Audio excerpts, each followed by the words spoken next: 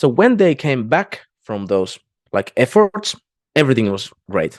The food that they had complained before was so great. The weather was perfect, everybody was together, and you could see that it changes the heart of like human being when you help others, do something for other people. Every act that increases positive interaction between people is an act of peace. What can we learn from youth and youth workers? How can we support each other and become a better version of ourselves? This is the Source of Growth podcast, created by a Hungarian NGO, the Academy of Experience. I am Arpad Barnai, the host of the podcast. I had the chance to talk to Pedram Aflatuni, who with his colleagues has created a communal method that answers one of Finland's biggest questions: how can we encourage young people's participation and prevent social polarization? They combine media, pedagogy and peacework in their project called Gutsy Go. They create volunteering or service-based projects in schools, so you can say that this is a comprehensive school educational program that is documented into videos.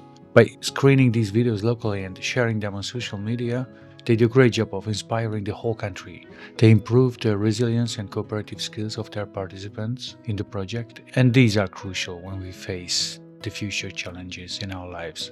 In the first part of our conversation, we talked about how this all started, how the narrative about young people can be changed to a more positive one, and also about their first experiences regarding the power of solidarity in engaging young people. First of all, hi, Pedram. I'm very happy that you accepted the invitation to come to our podcast and share your work and also your experiences. I think it's very inspirational. We met in a training course where you came as a guest. When I was thinking about preparing for this conversation, I thought where to start.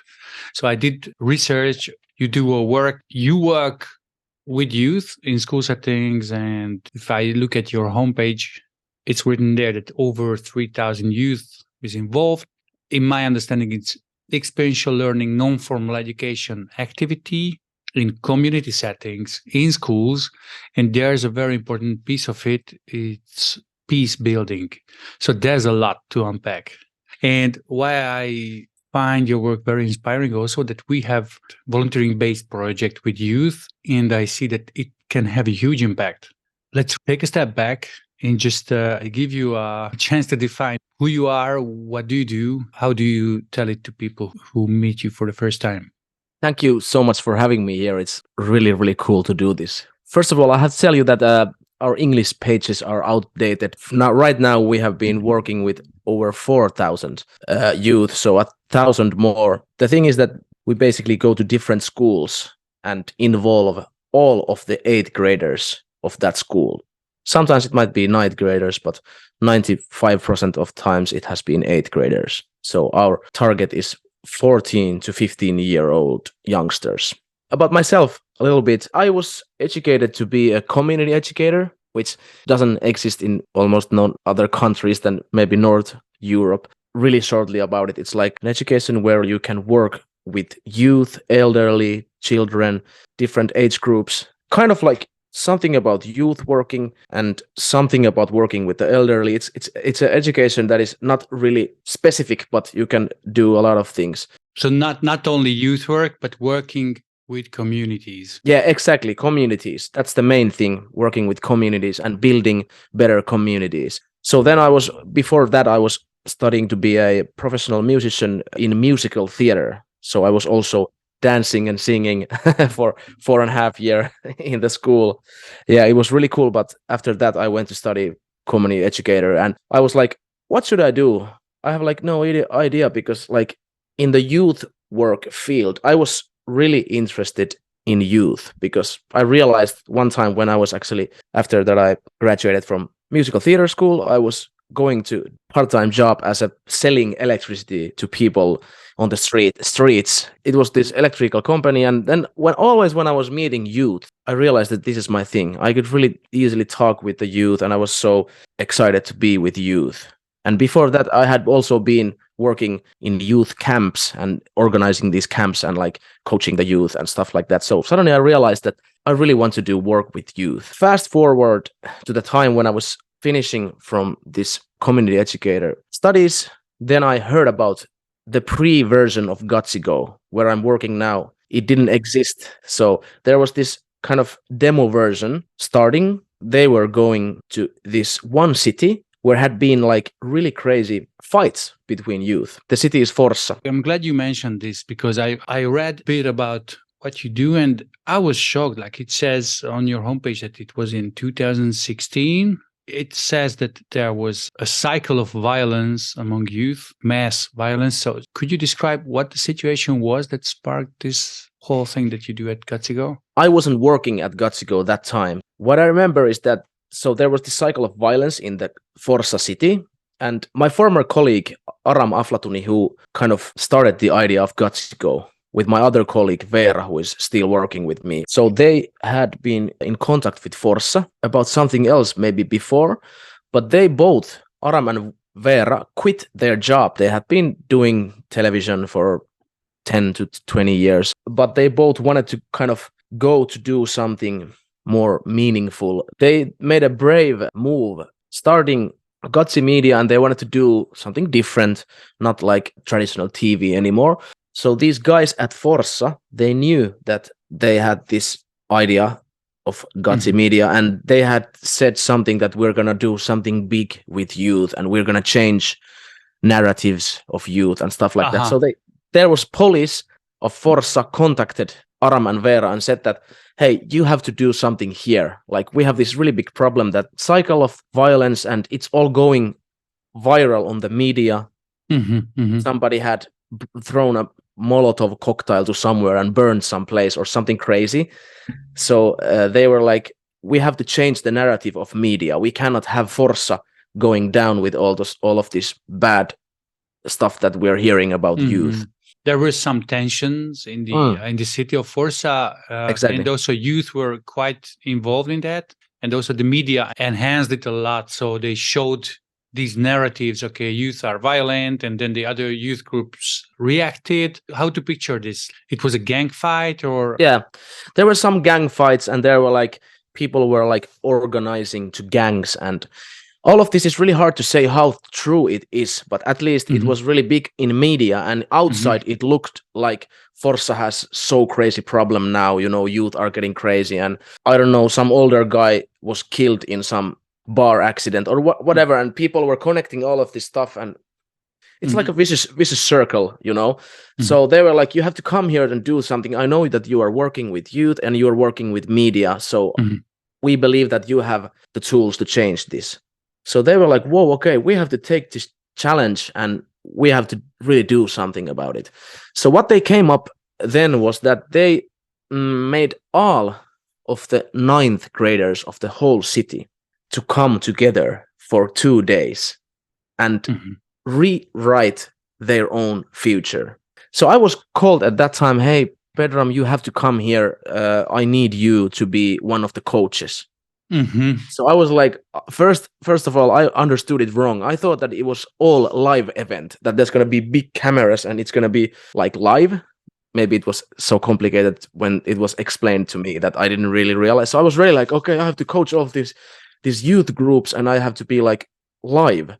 But thank God it wasn't like that, because that would have been quite crazy. So the idea of the Forssa, it was called actually May the Forssa be with you. Good. So yeah, it was quite funny. Like the graphics of it was like from Star Wars kind of thing, and it was really, really cool setup.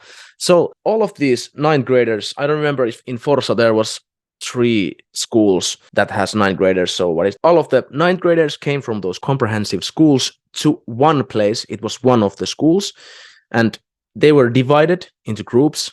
I think it was also 10 to 15 people, and they have 2 days, or even everything happened between 1 day, but every group will make their own statement. Who are we as a youth, and what do we want to do to the world? How we want to be?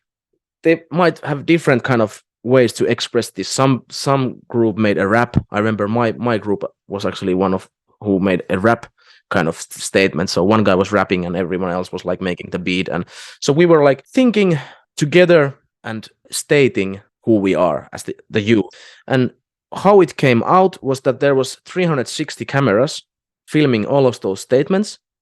So when all of these groups were ready, they go to a setup where is 360 cameras and kind of media group, and you have to go there in front of them and tell your statement. Like present it. Yeah, present it. It was quite a ride for the youth to do that as a team, and they had to rehearsal it and everything. So all of those 360 videos that were made were published in YouTube. So all of a sudden there is like Forza is saying who we really are as a youth. It's not all about what media is saying. There is gang fights and there is this and there is that. Of course, those gang fights were true, but they are always a marginalized part of the youth. So when they make these statements together, of course, it makes them to think about everything involved with the whole age group. So after that, we heard there was also one other, I have to mention that there was not only this Gutsy Go, pre-Gutsy Go, there was one other group also making like kind of crisis prevention work. So they was also doing that at the same time. So there was two things happening. But in the end of these both Forza's problems, these both methods working there at the same time won some kind of crime prevention prize or something. I don't know. I just want to ask a question to picture it well. So there's this violence issue in the city, and also not only the violence, but the narrative about violence. Exactly. Okay, Forza is the place. Yeah. You shouldn't go there. There's like this aggressive, violent youth there and gangs. And then what happens there is that the police invites youth workers who do this project, which involves asking youth not what they think about the violent gangs, but what kind of world they want to live in. Exactly. That's an important point there. And the other thing is that also that they get a chance to have their voice heard and to formulate what they want in a nice way. So that's on YouTube and on media, so people can reach it, and also they have a bigger reach. So it changes the narrative, and at the same time, there's a crisis work. And after a while, the results are that good that they receive some crime prevention prize. Exactly. Why did they get this prize? What did you see there? We heard that all of those gang things and all of those tensions that there were, they told us that it's all gone. And we were like, really? We cannot underestimate the value of what happens when you make one age group come together. We have never done that again, because now that we could do Gutsy Go, we go to one school. Sometimes one time we had 13 schools at the same time. But that's another story, because it was a little bit different model. But this model that we have now, I will tell you more about, is going one at a time to one school and doing another kind of thing that happened in Forza, because now it has evolved into, I would say, more and more effective way. And it's about so much more than in Forza, because in Forza, okay, we made all the youth come together and make a statement, which somehow seeing the whole age group together, looking at each other in the eyes, talking about who we are, who we should be, how we should be, without any judge. We didn't say that you are like that, you have to now change this. We have had no judge. We just asked themselves and worked with them in teams and made them all see. There we watched all of those statements together in a big screen. So that was like the basis that Gutsy Go also is now. It's like a mirror of ourselves. Wow, what you did actually was youth from the group of youth who you brought together. There might have been some who had some issues or problems, but you didn't address them as you're the problematic one, but you addressed them with the assumption that you want to make things better. That was one underlying assumption. And the other thing you did is that you brought them together, so there was a kind of community already, like we are together in this. Let's hear each other how you want things to be better here. So this is a very strong start. I just wanted to ask about the Gutsy Go name, because people might wonder, like, okay, where does this come from? Actually, I don't have the complete information, but what I've heard is that, like, first there was Gutsy Media, and also we used to work with Gutsy Animations. So we were together with Gutsy Media and Gutsy Animation. They have come with the name Gutsy for, like, to have guts, be courage, to make change and stuff like that. So Gutsy Go was apart from those kind of media initiatives. So Gutsy Go was all about going and doing. That's one thing that I can say about Gutsy Go, is that what is so much different about Forza operation, that we're not just saying that we are like this and we should change the world. Every time that Gutsy Go is happening, the youth are doing what they say. It's quite crazy because they have to do it so fast, because it's an intervention week. So you have basically, it starts with the intervention week. You have just 3 days to come up with an idea and then act on it. So there's always the go, not only being gutsy, but also going and doing it. So that's kind of the Gutsy Go name. It's a volunteering challenge, actually. Like, look for something you want to change or improve and then do it. Exactly. Wow. And how did that happen? Like, tell about that. First of all, I had to tell you, because you mentioned before the word peace and peace innovations. And so what we talk about is like brave actions, brave acts of peace. One of our like statements is that every act that increases positive interaction between people is an act of peace. So it's all about positive interaction between different kind of people, different kind of groups, ethnical backgrounds, age groups, whatever. So how it went to Gutsy Go with after Forza. At the same time that Forza was happening, there was these youth camps happening with my former colleague Aram, and I was also working in those youth camps together with Aram. So in those youth camps, we had this kind of notion that every time there is these youth camps, we have so much energy wasted, because many of the youth don't want to be in the camps, and the new setup that you are coming to camp with new people, staying many days together, has a lot of things to be afraid. Like, oh yeah, it's very stressful. Like a lot of unknown things. Yeah, exactly, for many people. Of course, many people also enjoy it so easily and no problem. But there was so much time going to the complaining about food is bad, and I don't know, weather is bad and everything is, because of course you want to kind of, as a young, you want to like dissolve your stress to something else, or like hide it somehow. So we had been thinking like, what should we do? How can we like open the youth in a different way? And at the same time, we had been doing in other occasions service projects with youth that was like normal for us in other kind of setups with youth, not in the camps. But we were thinking that what if we like during these camps we would do a service project with the youth, like make them do something that is like for others. So there was this one camp going in Christmas time. So we thought that, okay, there is also near the camp where the youth are, there is this daycare place. There is a lot of kids and their parents are working during Christmas. So we know that these kids must be quite not having the best Christmas time, because like who would want to be in a kindergarten or daycare during Christmas times? So the idea was that, okay, at this youth camp, all of you will go, all of the youth who are in the camp, we introduced them this idea that you will go and make the best Christmas day ever for these kids there.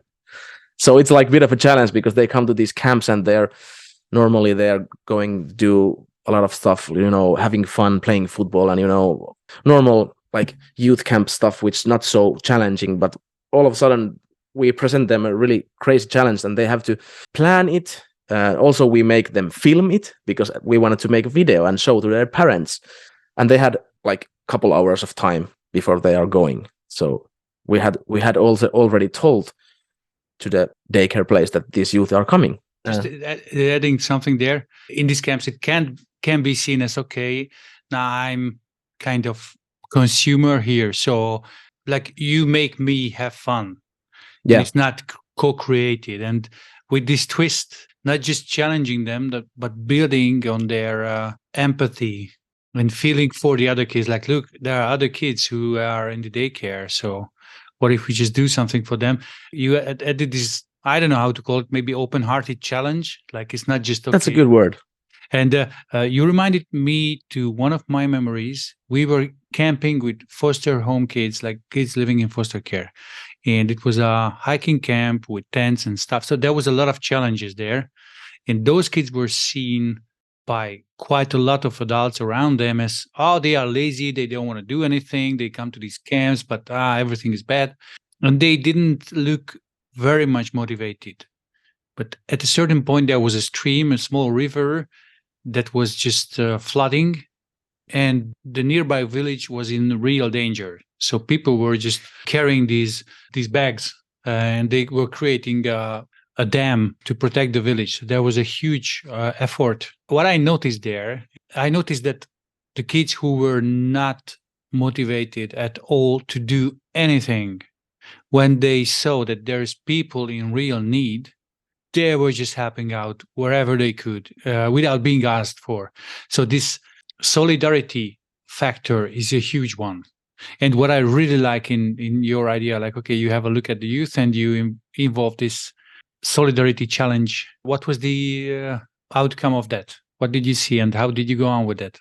Yeah, I really like this story about the dam and dam building because it's so practical example. There is a dam and it's like real need, and that's a really great thing that we have also.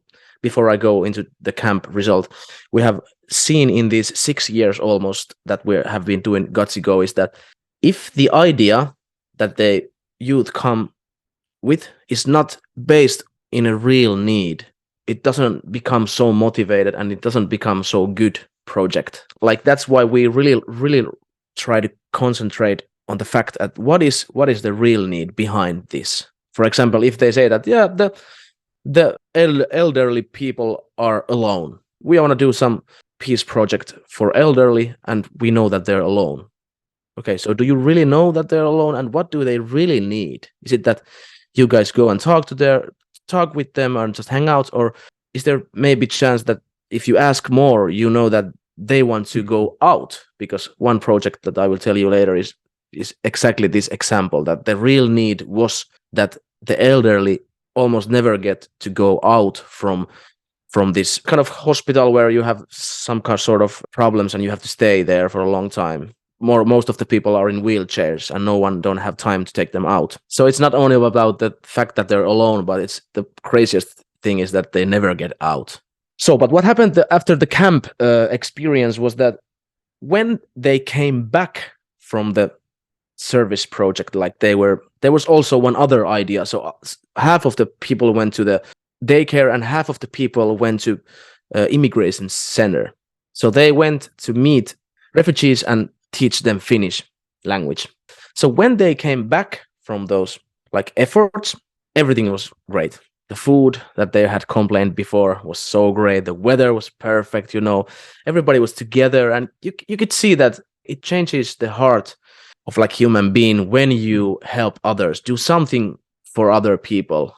I'm sure that nowadays there is so much studies about it, and I'm not the best to tell you what happens in human brains or whatever, but it is something that uplifts everything. Because just like you told in the dam thing, when there is real need and you can make someone else happy, even save someone's life, what could motivate you more? What could make you more happy about life, about everything? When you help someone who has bigger problems than yourself, your own problems become almost non-existing. Well, it's so good that you mentioned this. And also I read in your homepage that you refer to this happiness research, creating meaning in a way that you connect to others and help others increases your well-being. So if you invest maybe time, effort in a project that makes others feel better, that makes you feel better as well. So this is the well-being side of solidarity, actually. I really love this. I wanted to ask about it. And if I get it right, you just stumbled up on this, like you tried this out and you saw the effect of the thing. And then you read about it like, hey, wow, we are doing this thing that the science literature also shares. Cool. And then you kept on more consciously exploring this. How was it? Yeah, exactly. And I think that nowadays everybody's talking about it. It like 6 years ago or even like 10 years ago when we were doing those camp things, it wasn't so much on top of people's minds. That I think nowadays there is so much more understanding about how important it is that we do things in school and everywhere that is like service for other people. So at that times when we had this camp experience and there was this Forza experience, so we kind of mash up these two ideas together. So service project and working with the whole age group, bringing them together, and intensive period, intensive work. That's in the core of Gutsy Go, that it always starts with this intensive week. So it's an intervention to the school. So then we made another kind of demo about Gutsy Go, and I was called again because I didn't work yet at Gutsy Go, didn't exist. So after Forza there was some time, and hey, you need to come to this.